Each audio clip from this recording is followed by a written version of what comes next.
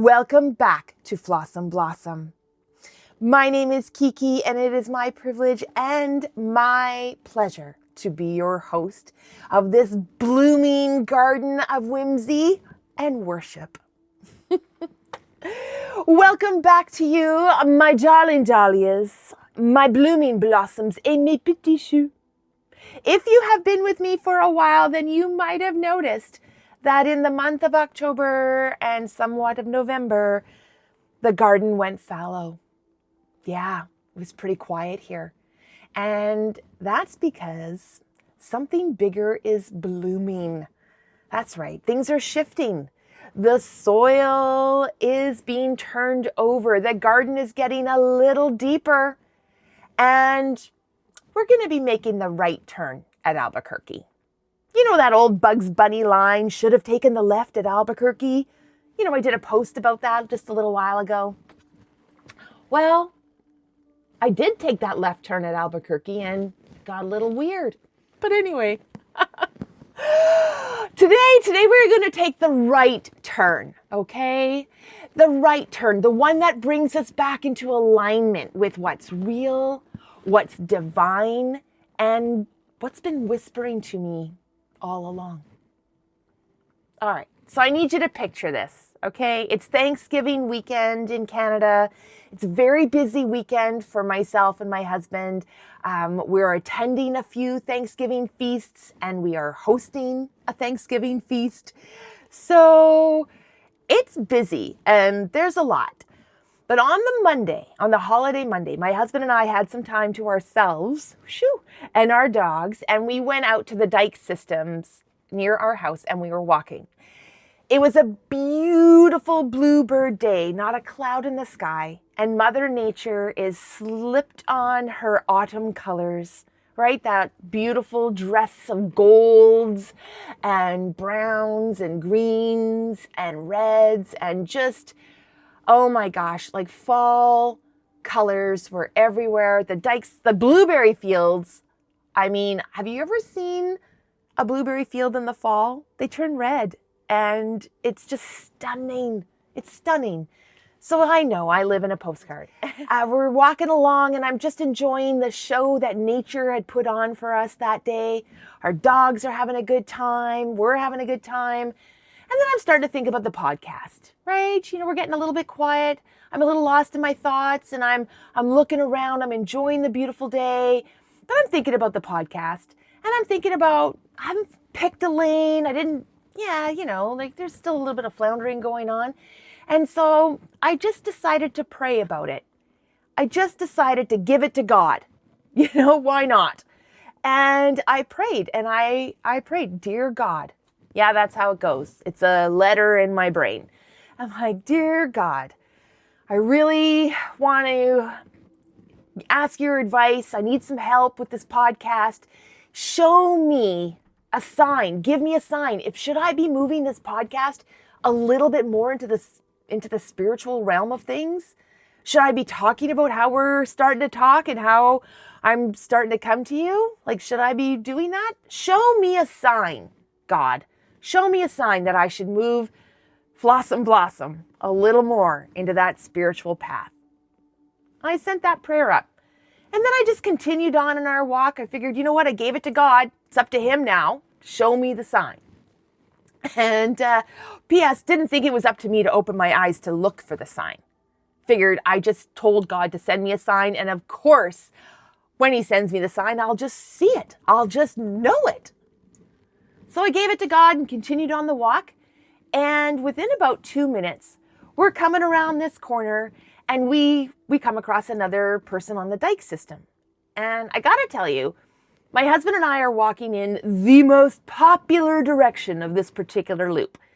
And yes, some people go in the opposite direction, but it's not the norm. You don't normally see that. We don't normally encounter someone like going like this, which is fine. But that day we did. That day, about 2 minutes after I sent that prayer up, there comes a man, a fellow hiker on this dike trail, and he's dressed for a good hike. He's dressed in modern day clothing, right? It's 2025. He's got some really good hiking boots going on. He's got some wool socks. It was 14 degrees centigrade that day. Beautiful, beautiful fall day. So he's wearing shorts. I don't blame him. I was a little warm in my pants, but whatever. But the very first thing I really noticed about this person was that he's walking with a shillelagh. Now, if you're not familiar with that word, it's an Irish word and it means walking staff. And it's quite a big stick. Typically, this is meant to be helping you amble along. And usually a shillelagh is about 2 to 3 inches taller than the person who's using it because you might need it for, leverage. And it's very similar to a shepherd's staff, only it doesn't have the hook, right? And what I really noticed about this man and his shillelagh is that this piece of wood was gorgeous. It wasn't just a random branch that he found in the woods and decided to use it as helping him along. No. This was something that somebody had taken the time to debark, to sand down, and to lacquer in such a way that it brought out the beauty of the wood. And he's walking along with this staff. He's got this huge white beard, like a kind of an Indiana Jones type hat on his head, and he's hiking along. And when I see this man, the whole picture of this man, the hat, the beard, the shillelagh, everything about him. P.S. He's wearing a white tunic. So yeah, it's a sweater. It's a long sleeve sweater, but it's going down and it's catching him, or it's ending kind of like mid-thigh length, right? So it's a tunic type sweater. Little bit of an unusual look for an older man wearing this thing, but here he is. A man wearing a tunic with a walking staff and this great big white bushy beard. And as we pass him, I notice an extra detail. He is wearing around his neck a cross. It's on, I think, a black leather strap, but the pendant of this thing is significant. It's easily 2.5, 3 inches big, this cross. And also made of wood, also made of beautiful wood. It looks aesthetically pleasing. And as we pass this man, my brain says, that guy looks like Moses. Now, why would I say that, right? I mean, that's my first thought. That guy looks like Moses. And my second thought was, Kiki, don't be cray-cray. That guy doesn't look like Moses. How would you even know what Moses looks like? He's not really well described in the Bible, P.S. We know that he's old, so beard, I guess, gray, white beard, that's where I went. But really, I went there. I went to Moses because at that time, in that section of time in the calendar, I got to tell you, I am reading all 4 of my Bibles concurrently, okay? I am comparing them all because they are all slightly different and the language is slightly different and language matters. So at this point in the calendar, I was just at the end of Genesis, getting into Exodus, and what's that? That's the story of Moses. So I was in it. I was really in it, and it was percolated in my mind. And then here comes this guy, about 2 minutes after I asked God for a sign that I should be moving my podcast into the more spiritual realm. And here is what I believe to be the physical embodiment of somebody I'm studying at the moment. I'm studying the story of Moses. But I dismiss this because is God that quick? Is God that subtle? I don't know. But I decide to dismiss this thought and just was like, whatever, I guess I'll get my sign when I get my sign. And I forgot about it. Then my husband and I went on our trip and we went to Port Renfrew on the west coast of Vancouver Island. And oh my goodness, my precious petals, my blooming blossoms. If you ever get an opportunity to go to the west coast of Vancouver Island and to check out Port Renfrew, I highly recommend it. It is known as the Wild Coast, and that is a very apropos description. It is a very magical place for my husband and I. When we first met, it was the first place that we had gone on a little mini trip together, and it kind of solidified our relationship, and we fell madly, even more madly in love with each other on this trip. And it has been a very special place for the two of us. I think I feel the most connected to God there because the nature there is so wild. And that in those environments is when I feel closest to God, because all of his wonder is on display in front of me. So yeah, I think of Port Renfrew as a place of port renew. It's a renewal. My husband and I renew our commitment to each other, renew our commitment to our dogs, because we're out hiking all the time while we're there. It's our favorite activity to do. And it's a beautiful, beautiful place in the world. So we have 4 days there. We hike every day. It was just wonderful, absolutely fantastic, really renewing my spirit and my soul, and just feeling very connected to my husband, feeling a lot more connected to God. And, at the end of the trip, we're coming home. We'd had some okay weather, but on the day that we're leaving, it is torrential rain. Pouring down rain, just like relentless. And the wind was crazy. We're taking our drive from Port Renfrew to Schwartz Bay, where the ferry terminal is, so we can catch a ferry and go home to the mainland. And this is about a 2.5, 3 hour drive. Okay. And at the beginning, it's beautiful. It's windy, and we're going through the gloriousness of this windy, twisty highway. And even though it's lashing rain, the colors of autumn are still on display, and it's still quite beautiful. But now we're getting into the city traffic. It's Saturday afternoon. Everybody seems to be out, and we're on a major stretch of highway. There are 4 lanes going this way, 4 lanes going that way. There's on-ramps, off-ramps. There's like all sorts of traffic and meridians and all sorts of stuff.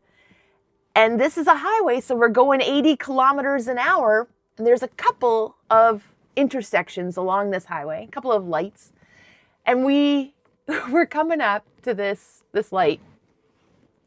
And just before we get there, I send up another prayer. I'm starting to think about going home, right? We're coming home, thinking about the week ahead, what I need to do, all these sorts of things. And I think, I didn't get my sign from God about should I be moving the podcast more spiritual? And so I started to think, okay, maybe I jumped the gun a little bit. Jumped the shark? I don't know. I went to the top with my request. And maybe because I'm just kind of getting back into my spirituality, maybe that was too much of a jump and I should try for middle management instead. So I decided to pray to Jesus. And we're driving, my husband is driving, going 80 kilometers down this highway. We're not tailgating the car in front of us. We're not. But I got to tell you, I send up this prayer and I basically said, Jesus, I need a sign. Please give me a sign that I should be moving this podcast into something more spiritual. I need an answer. And I was kind of demanding. I literally just said it like that in my head. I need an answer.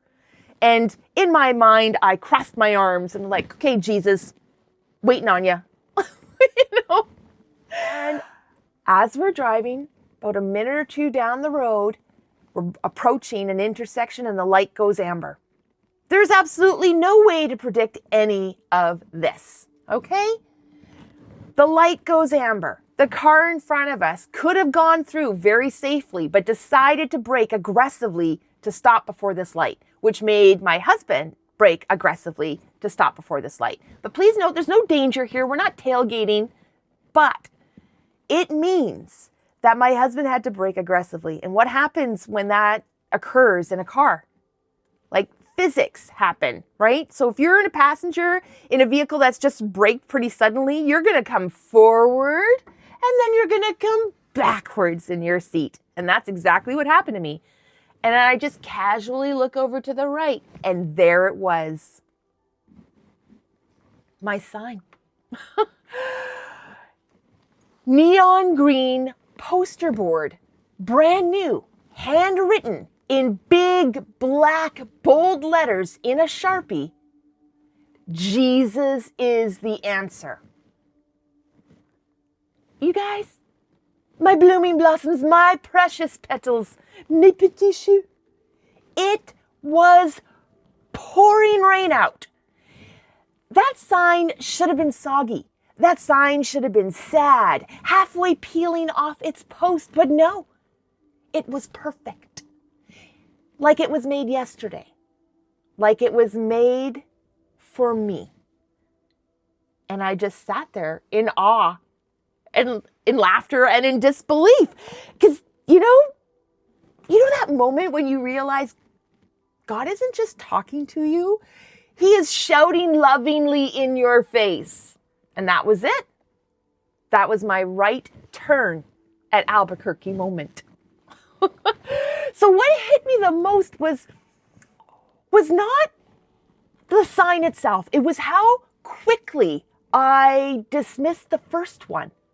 Because when I saw this sign, the neon green one, Jesus is the answer, I remembered the Moses dude from my walk. And my next thought was, God is very quick these days, isn't He? So the main takeaway here is, like, we dismiss God all the time. How often do we really do it? When we ask for guidance, for a nudge, for a miracle, and when it shows up immediately, we think, that can't be it. That's too easy. It's too soon. But guess what? God does not work on any human timeline, okay? So sometimes He's just waiting for us to ask the right question. And sometimes He's just waiting for us to be still enough so that we can see it. And He can say, finally, you're ready. Here is your neon green sign. So this episode marks a new season. It's about learning and listening, learning to trust, learning to pivot, and learning to say yes to that divine nudge. All right, and since we're talking about pivoting, and I love the human body so much, we're going to do a little pivot, all right? If you are able to, my darling dahlias, please stand up. Please place your feet hip width apart and place your hands on your hips.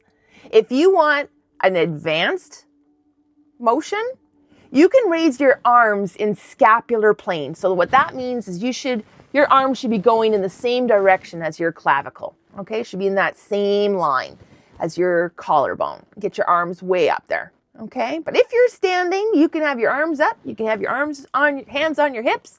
You choose.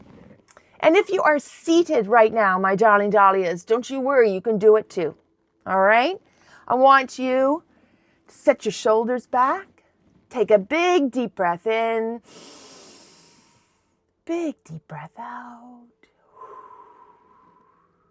Big deep breath in. And now I want you to pivot your body to the right.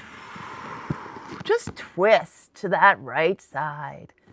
Notice how it feels in your hips. Notice how it feels in your back, in your spine. Big deep breath in here. Deep breath out. Come to neutral right in front of you. We're going to pivot to the other side. Big deep breath in. Big breath out on the exhale. Pivot to the left. Give yourself an in and out breath here on that left side.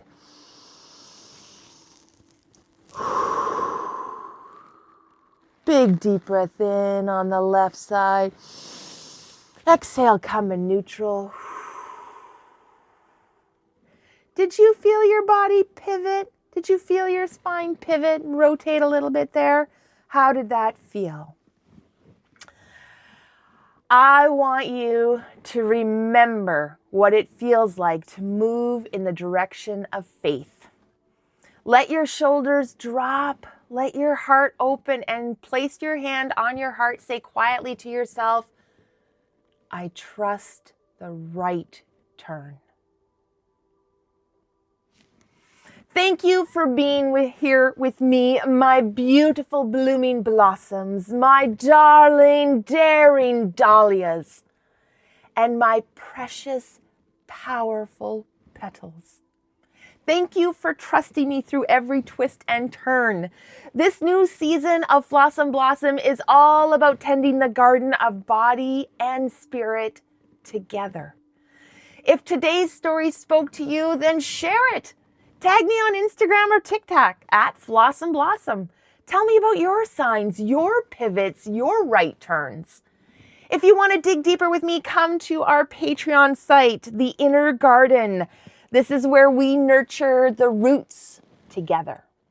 Until next time, my darling dahlias, my precious petals, et mes petits choux. Keep blooming, keep trusting, and keep on living your life in full-on Fl'Awesome Blossom.